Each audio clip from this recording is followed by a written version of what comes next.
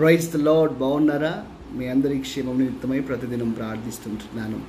మరొకసారి మీ అందరికీ మన ప్రభువును రక్షకుడైన యేసుక్రీస్తు ప్రభువారి పేరిట నా వందనాలు తెలియజేస్తున్నాను. నేటి దినం కొలస్సీలకు రాసిన పత్రిక 3వ అధ్యాయం 24వ వచనాన్ని మనం గమనించినట్లయితే, మీరు ఏ పని చేస్తున్నో మనుష్య నిమిత్తం కాక దేవుని నిమిత్తమై మనస్ఫూర్తిగా దాన్ని చేయండి అని వాక్యం సెలవిస్తుంది. బైబిల్లోంచి ఈ మాటకు గనుక మనం ఒక ఉదాహరణ చూసినట్లయితే, రాజునకు నష్టం కలగకుండా చాలా నమ్మకంగా వ్యవహరించినటువంటి వ్యక్తిని గురించి బైబిల్ చాలా స్పష్టంగా తెలియజేస్తుంది. ఆ వ్యక్తి మరెవరో కాదు కానీ దానియేలు తాను వేరొక దేశంలో ఉన్నాడు. తన దేశంలో కాదు కానీ వేరొక దేశంలో ఉన్నాడు.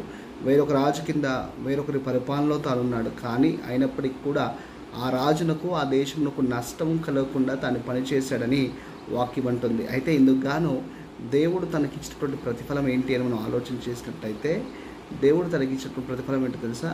రాజులందరూ మారారు కానీ దానియేలు పదవి మాత్రం మారలేదు. దానియేలు యథావిధిగా తాను బ్రతికినంత కాలం ఆ విధంగానే తన పదవిలో ఒక గవర్నర్గా కొనసాగుతూ వచ్చాడు. అయితే గుర్తుపెట్టుకోవాలి, మనం మనుషుల నిమిత్తం కాక దేవుడి నిమిత్తం మనం పనిచేస్తున్నప్పుడు మనం విషయాన్ని గుర్తుపెట్టుకోవాల్సింది ఏంటంటే, దేవుడు మన పని చూస్తాడనే విషయాన్ని మర్చిపోవద్దు.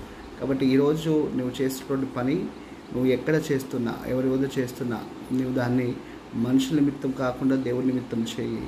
దాని ప్రతిఫలం ఒకవేళ మనుషులు ఇచ్చినా ఇవ్వకపోయినా నువ్వు చేసేటువంటి పనికి దేవుడు తప్పకుండా ప్రతిఫలం ఇస్తాడు. అయితే నువ్వు మనుషుల నిమిత్తం కాకుండా దేవుడి నిమిత్తమై ఆ పనిని నమ్మకంగా చేయి.